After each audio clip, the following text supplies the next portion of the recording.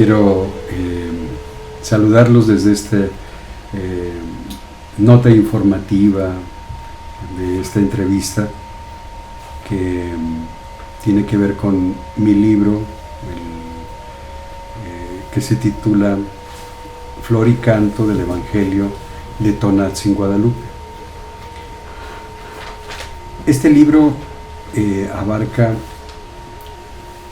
tres signos de la memoria histórica de nuestro pueblo, o llamados también por mí como identidades de la interculturalidad. Son muy significativos los tres, y los tres apuntan hacia un mismo camino, que es por un lado la flor y el canto, y por otro lado el Evangelio.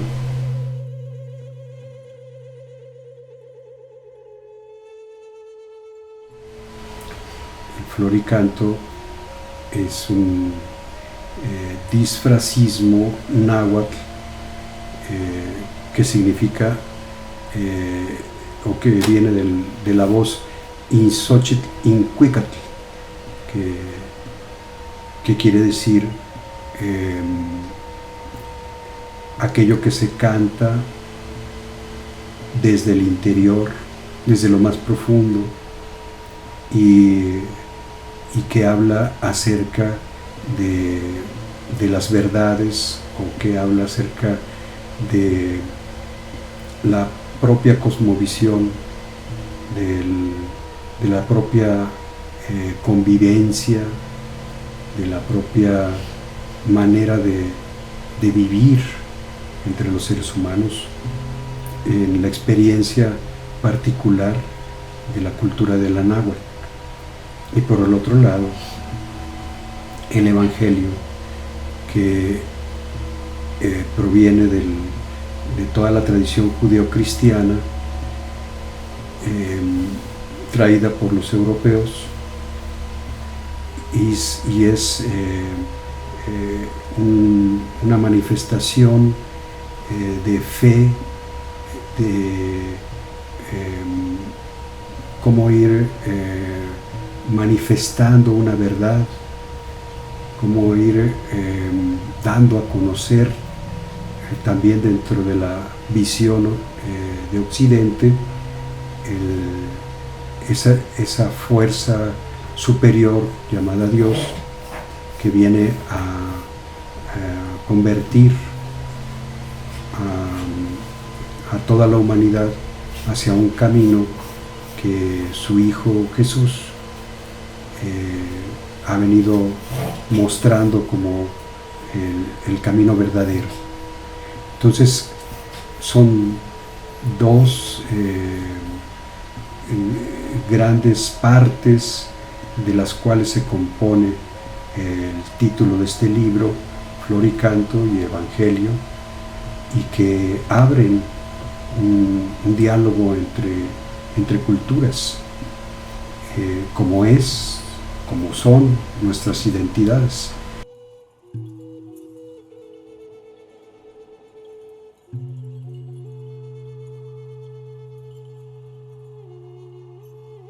Las identidades culturales que se han venido tejiendo, que se han venido construyendo, y a veces bloqueando y a veces destruyendo, pero en un dinamismo constante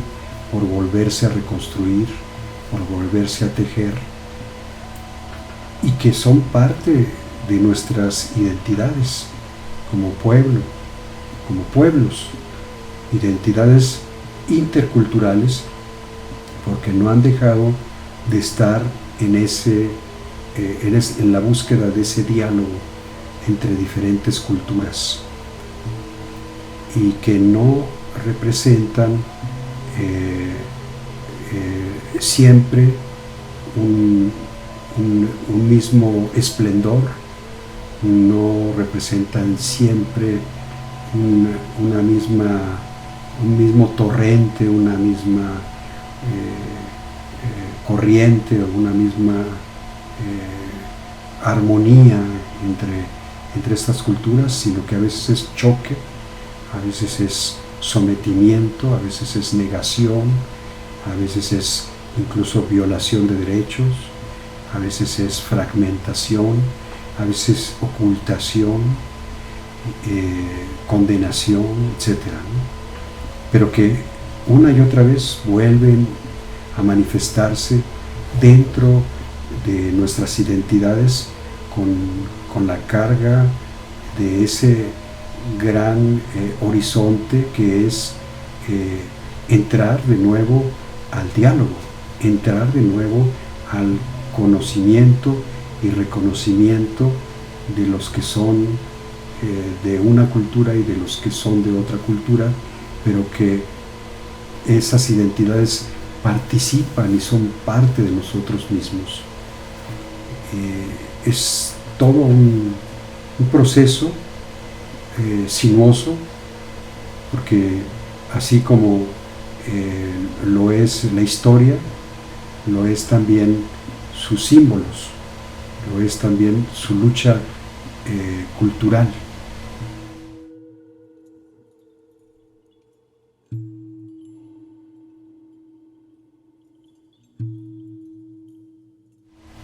Cuando estamos hablando de flor y canto del Evangelio de Tonantzin, Guadalupe, nos estamos refiriendo a esas identidades representadas en esos dos grandes símbolos. Tonantzin, por un lado, del lado de la cosmovisión de la náhuatl, y Guadalupe, por el lado de la visión eurocristiana, particularmente hispanocristiana o iberocristiana, si valga la redundancia, y nos muestra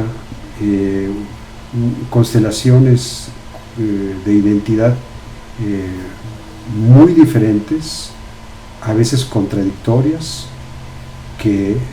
entran en choque, como he mencionado, pero también que entran en diferentes momentos en armonía, y en una armonía simbiótica, es decir, donde no hay prevalencia necesariamente de una cultura sobre la otra, sino hay una expectación, hay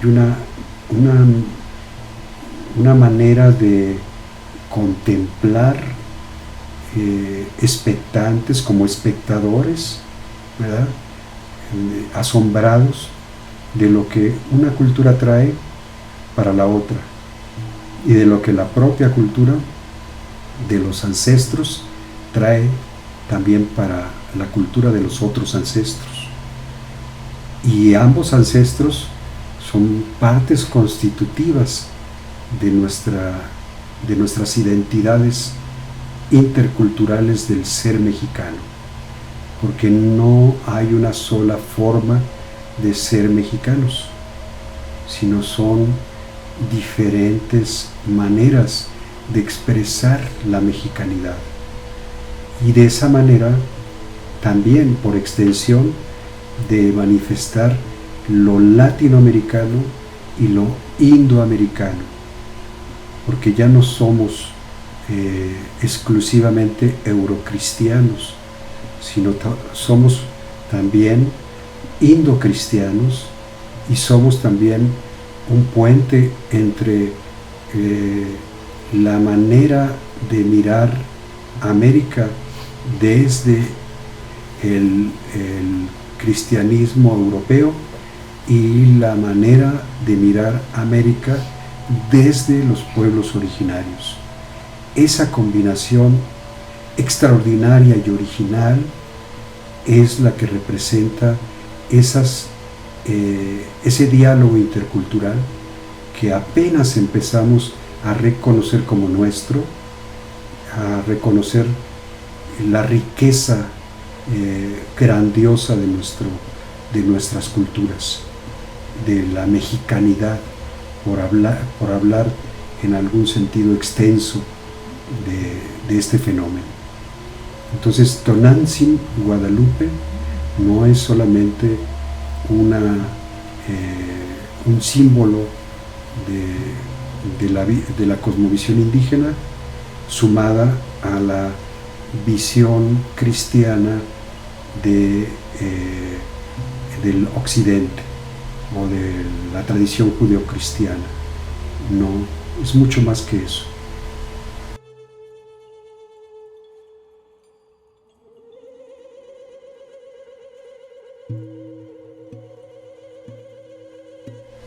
La revisión sistemática que tiene que ver con investigación, estudio, desciframiento e interpretación de tres grandes signos de nuestra memoria histórica y de nuestras identidades interculturales. La primera, que es la del calendario azteca, que es una gran piedra escultórica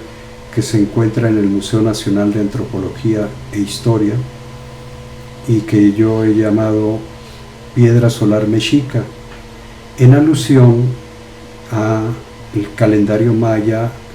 y el calendario azteca, que era la lectura de los 5 soles y toda la derivación que esto tenía basado en los ciclos lunares, y ahí lo abundo en detalle. La segunda parte o el segundo signo que exploro es el llamado Amoxtli o Códice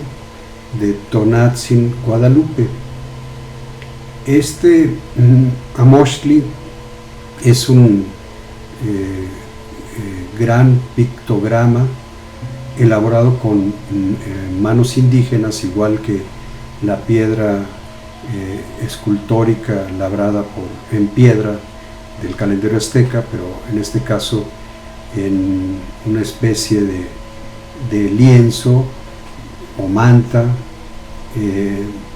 atribuida, según la leyenda, a un material del ayate de Juan Diego. En la tradición guadalupana, que era la vestimenta que utilizaba para ir a recolectar frutos al campo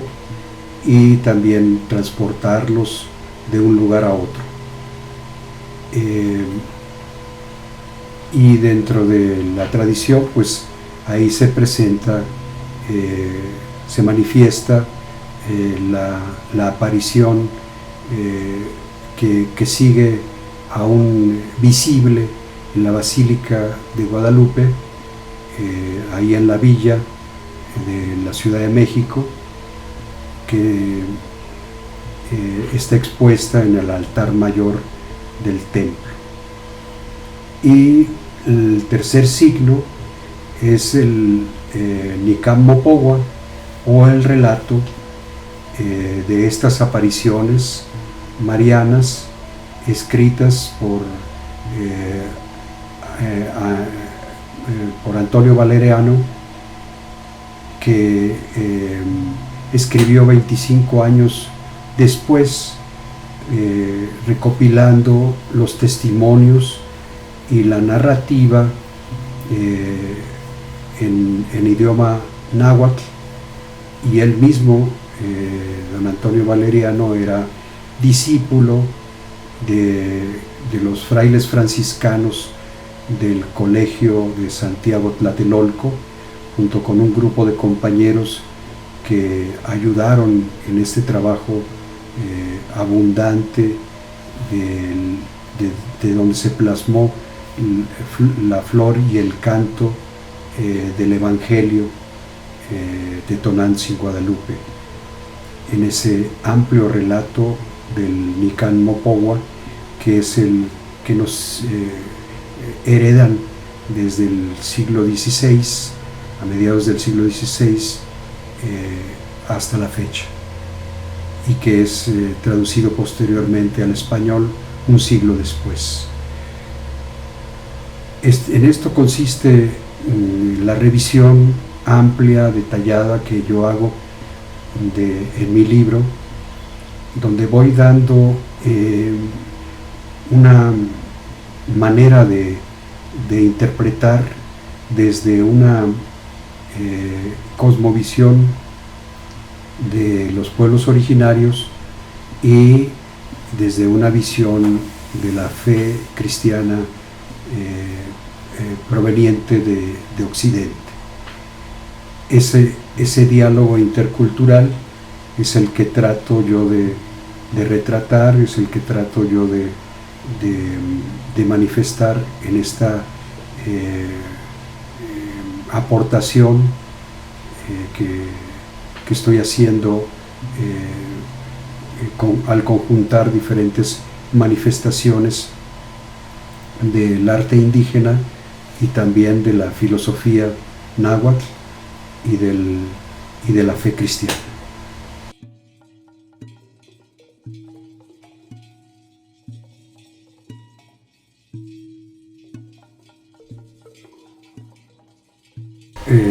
Importancia que tiene el Nicán Mopogua en la estructura de este libro es algo tan extraordinario, precisamente porque viene siendo de autoría indígena. O sea, los autores son hablantes del náhuatl, son bilingües, manejan muy bien el castellano y el latín, o sea, son trilingües, y su manera de expresar el relato de toda la narrativa de las apariciones marianas está movido por su propio idioma. Son modismos, son maneras de concebir, maneras de estructurar el lenguaje, vuelto idioma, vuelto palabra hablada, y desde una visión completamente indígena. Entonces, sí retoman, desde luego, la experiencia también de la fe cristiana inculcada por los frailes franciscanos y que está también retratada en la forma de expresión, como ellos van dándole forma, van moldeando esos aprendizajes.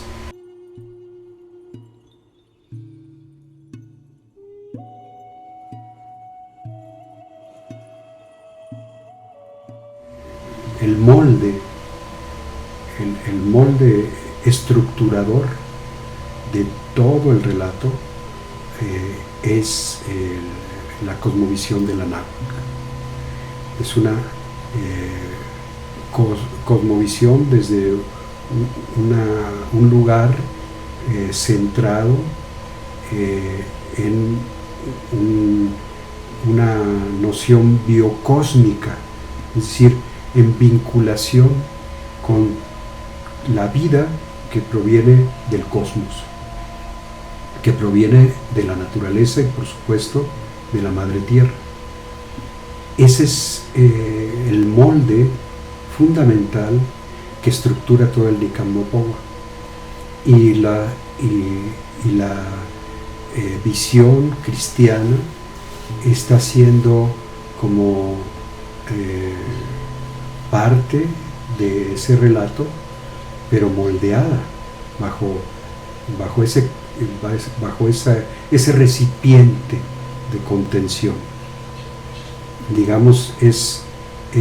un vino nuevo en un molde nuevo. ¿Por qué un molde nuevo? Porque aunque es una cultura ancestral, es una cultura milenaria, es una cultura que está siendo renovada por la necesidad de adaptarse creadoramente a una transformación violenta, a una imposición de cultura, a una negación de su propio gobierno y de su propia religiosidad. Entonces, es nuevo el molde, porque aún siendo de referencia náhuatl, de origen náhuatl, su manera de mirar las cosas se va amoldando a las circunstancias que lo rodean, que lo intentan desbaratar y no pueden, ¿verdad? Porque en ese nuevo molde, el vino nuevo que vienen a traer los franciscanos viene a ser parte del mismo jugo y del mismo licor que ellos ya han venido preparando ancestralmente, si se puede entender de esa manera. No es que los conquistadores hayan sido los evangelizadores de los conquistados, todo lo contrario, y el Licán Mopohua lo demuestra por su propia estructura lingüística y simbólica, semiótica, ¿verdad? De cómo se va dando los significados del lenguaje y de cómo se va dando la apertura de sentidos en la nueva cultura, en este nuevo diálogo intercultural. Se va abriendo a esa nueva posibilidad inédita, increíble, donde los que evangelizan no son los conquistadores, sino son los conquistados. Los conquistados son los verdaderos evangelizadores, o sea, es decir, por mano de los propios indígenas, por la visión, por la cosmovisión de los propios indígenas, el evangelio es mostrado bajo su propia manera de ser,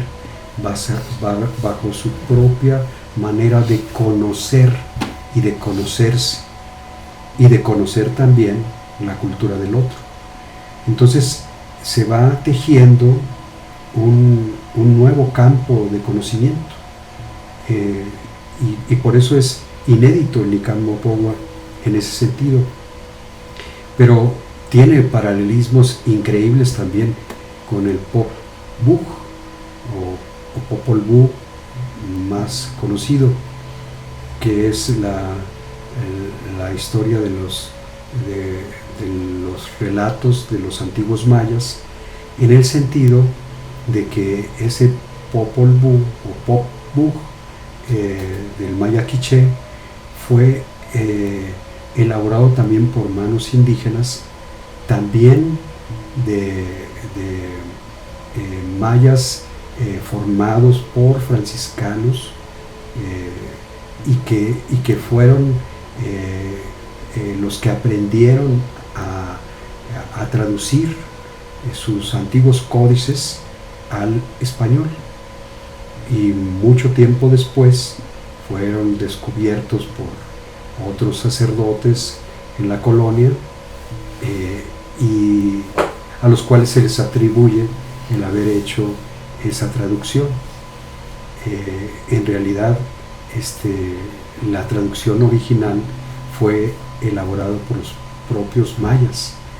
y posteriormente fue ya modificada por una visión más sacerdotal, que de todas maneras no pudo evitar dejar de manifestar la cosmovisión ancestral. Entonces, este fenómeno de resistencia cultural, tanto en el Popol Vuh como en el Chilam Balam de los mayas peninsulares de Yucatán en México, representan hechos heroicos de este tipo de fenómenos, donde los conquistados se convierten en guardianes de sus propios y antiguos códices y los traducen al español para guardar sus tradiciones, para que no fuera desaparecida su antigua sabiduría. La diferencia con el Nicán Mopohua es que es un relato donde se incorpora una manifestación netamente de aparición mariana, ¿sí? Y eso es lo que lo diferencia, pero no en cuanto a su factura, no en cuanto al formato original con los otros grandes textos que hemos venido conociendo posteriormente. Y también, desde luego, al ser una manifestación de mariofanía, ¿verdad?, se incorpora dentro de la fe católica, pero se incorpora en términos de cómo es incorporada como un manuscrito de registro, de archivo, no de catequización, no de evangelización durante la época de la colonia. El manuscrito del Nicán Mopohua fue escrito primero en náhuatl y durante un siglo no fue traducido al español. Después, en el siglo XVII, por el bachiller Laso de la Vega, es traducido al español por primera ocasión, y entonces es conocido, pero no de una manera masiva, no es divulgado como el catecismo que se divulgaba en las iglesias parroquiales. Su tradición es fundamentalmente oral, o sea, vamos conociendo el relato guadalupano, la mayoría de los mexicanos, a través de la tradición oral, de voz en voz, generación tras generación, no por escrito, ¿sí? Y mucho menos con el antecedente que estoy describiendo, de que es un relato escrito por indígenas, ¿no? Sino es el relato de los frailes franciscanos, donde el indito Juan Diego participa como un buen catequista y un buen cristiano, aportando la doctrina de la Santa Iglesia Católica Romana, ¿verdad? Pero bajo ese enfoque, bajo ese marco, que no tiene nada que ver con la narrativa histórica original de apertura al diálogo intercultural, y que es escrita para evangelizar, no para catequizar, no para adoctrinar, sino para preservar la espiritualidad indígena por los propios indígenas a través del evangelio, que desde mi punto de vista es el verdadero evangelio, el que Jesús mismo detonó a su muerte con la resurrección y el soplo del Espíritu Santo en el Pentecostés, hablando a todas las culturas en su propio idioma, ¿verdad?, y desde su propia cosmovisión. Nada que ver con lo que conocemos en la actualidad de lo que ha sido esa tradición.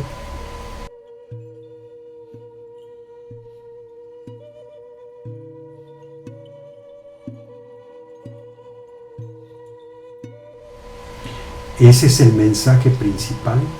que ahora empezamos a estudiar, y por eso es tan urgente, ¿verdad?, urgente conocerlo, porque estamos en un punto álgido donde la humanidad necesita reconciliarse consigo misma en un sentido pleno. No es con un solo Dios, no es con el único Dios de una sola religión, de una sola cultura, de una sola manera de ver ese único Dios, ¿no? Sino de reconciliarse consigo misma desde la cosmovisión diferente de las diferentes culturas que existen en el mundo, justamente para que haya un nuevo Pentecostés donde podamos comunicarnos según el amor, según las leyes del amor y no según las normas doctrinales de las instituciones de poder que lamentablemente le ganan o quieren o han querido ganarle al Evangelio, siendo que el Evangelio es la buena noticia, es decir, la esperanza. Y la esperanza en este tiempo significa sobrevivir ante una gran depredación que hemos hecho de nuestro planeta, generando un desastre en todos los sentidos, con la crisis climática encima de nosotros y por supuesto la pandemia que sufrimos como consecuencia de haber violado los nichos ecológicos de todas las especies y llevado a la extinción a muchas de ellas. Y el contagio de ese virus proviene de ese desastre. Entonces, reconciliarnos como humanidad es entrar en lo que el Papa Francisco hoy en día llama cuidar la casa común. El amor compasivo de Jesús nos puede llevar a esa reconciliación, no obligando a la gente a que crea en Jesús, no imponiendo la doctrina cristiana a todo mundo, sino es una manera de expresarnos desde nuestra propia experiencia, de nuestra propia historia de fe, ¿verdad? Y donde cada cultura tiene que aportar lo propio, como lo fue y lo es María Tonatzin Guadalupe para los pueblos originarios y para todos los mexicanos, ¿verdad?, que estamos integrándonos en este camino de identidad en el diálogo intercultural. Y en eso consiste el mensaje que quiero aportar. Gracias.